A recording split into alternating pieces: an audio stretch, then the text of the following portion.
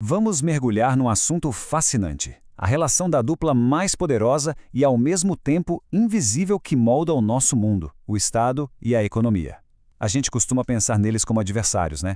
Um querendo mandar em tudo, o outro querendo liberdade total. Mas e se eu te disser que, na verdade, eles são sócios? Inseparáveis? E essa parceria vem desde o comecinho. A história por trás disso é, no mínimo, surpreendente. A imagem que vem à cabeça é quase sempre essa, não é verdade?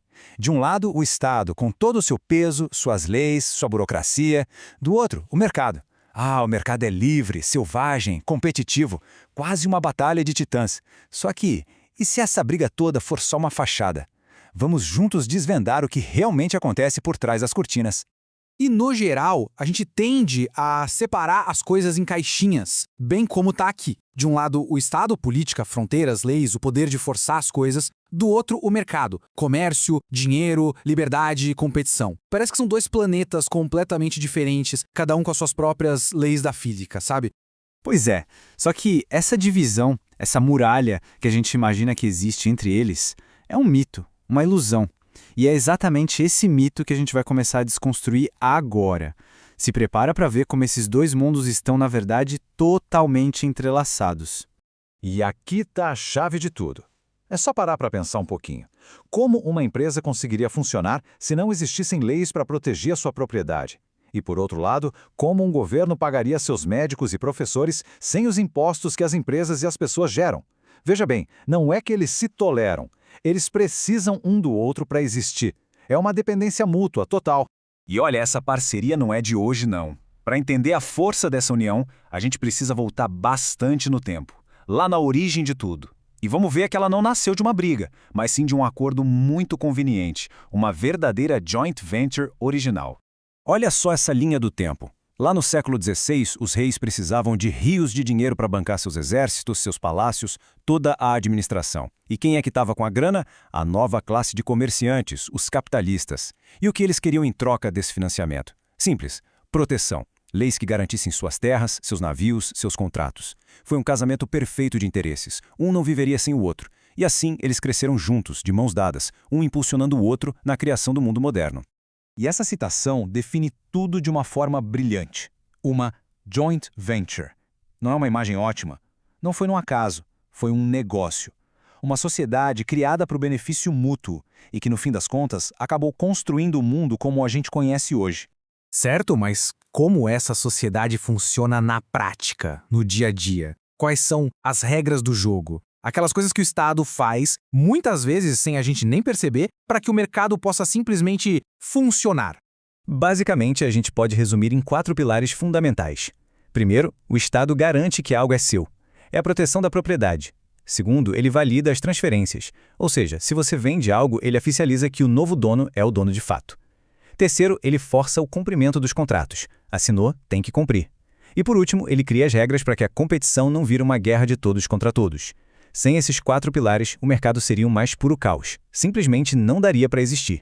Então, sabe aquela famosa mão invisível do Adam Smith que supostamente organiza o mercado de forma mágica? Bom, ela não é tão invisível assim. Na verdade, ela precisa de um braço bem forte e visível do Estado, com leis, polícia e tribunais, para poder fazer o seu trabalho. No fundo, a ideia de um mercado totalmente livre de regulação é uma fantasia. A regulação não é a exceção, ela é a base de tudo. Mas, claro, como em qualquer sociedade, nem tudo é um mar de rosas. Essa parceria vive sob uma tensão constante, um dilema que faz parte da sua própria natureza. E é aqui que a história começa a ficar ainda mais interessante. O problema central está todo aqui nessas duas colunas. Olha só a diferença gritante. O Estado é como um castelo. Ele tem um território fixo, com fronteiras, e tem a obrigação de cuidar da população que mora ali dentro. Já o capital? Bom, o capital é como a água. Ele não tem pátria, não tem casa fixa, ele flui para onde o lucro for maior, sem se importar com fronteiras ou bandeiras. E essa metáfora do Arlequim, o personagem da comédia que tenta servir a 2 patrões ao mesmo tempo, é simplesmente perfeita. O Estado precisa agradar sua população, que vota, paga impostos e precisa de serviços, mas ele também precisa agradar o capital, que gera os empregos e a riqueza. E qual é o grande problema? Se o capital não gostar das regras do jogo, ele pega suas coisas e vai embora. E aí, como é que se governa desse jeito? E foi justamente para tentar resolver esse dilema que, nas últimas décadas, o mundo todo embarcou num experimento gigantesco: a era neoliberal. A ideia era basicamente pender a balança de uma vez por todas para um dos lados. A partir dos anos 80, a receita parecia simples: menos Estado, menos regras, privatizações e liberdade total para o capital circular. A mentalidade, que ficou famosa na frase "não há alternativa", era essa mesmo. A aposta foi toda no sócio que podia voar, na esperança de que isso resolveria a tensão para sempre. Só que em 2008 o laboratório explodiu. A crise financeira global mostrou a grande ironia dessa história toda. O mercado, que se dizia livre e autossuficiente, quebrou feio. E quem apareceu para salvar todo mundo? Ele mesmo, o Estado, usando o dinheiro dos contribuintes. A farsa da independência, como diz a citação, desmoronou de um jeito que todo mundo viu. E se ainda existia alguma dúvida, a pandemia de 2020 acabou com ela. De novo, quando a crise apertou de verdade, para quem todo mundo correu pedindo ajuda? Para o Estado. Os dados não mentem, foram as maiores injeções de dinheiro e intervenções governamentais em muitas décadas. A lição ficou bem clara: o mercado precisa do Estado não só para criar as regras, mas também para ser o salva-vidas quando o barco começa a afundar. Bom, então se está claro que eles são sócios e não inimigos e que um simplesmente não vive sem o outro, a pergunta realmente importante muda de figura. Não é mais Estado ou mercado. A verdadeira questão é outra, muito mais profunda. A pergunta fundamental passa a ser esta: já que o Estado é tão essencial, já que ele tem todo esse poder de criar as regras, de salvar o sistema, no fim do dia, para quem ele deve trabalhar? Qual deve ser a sua prioridade? A quem ele deve servir em primeiro lugar? E, de forma bem resumida, existem 3 grandes respostas para essa pergunta. A visão marxista diz que o Estado, na prática, sempre acaba servindo aos interesses dos mais ricos e poderosos. A visão liberal defende que o Estado deveria ser um juiz neutro, só aplicando as regras do jogo sem favorecer ninguém. E a visão democrática argumenta que o Estado deve servir à vontade da maioria dos seus cidadãos.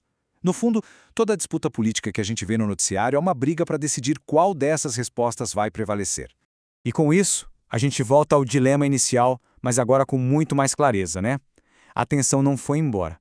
O grande e o imenso desafio do nosso tempo é justamente este: como gerenciar uma parceria onde um dos sócios tem um endereço fixo, uma responsabilidade com seu povo, e o outro é totalmente livre para ir embora quando quiser para qualquer lugar do planeta. A forma como a gente vai responder essa pergunta é o que vai definir o futuro.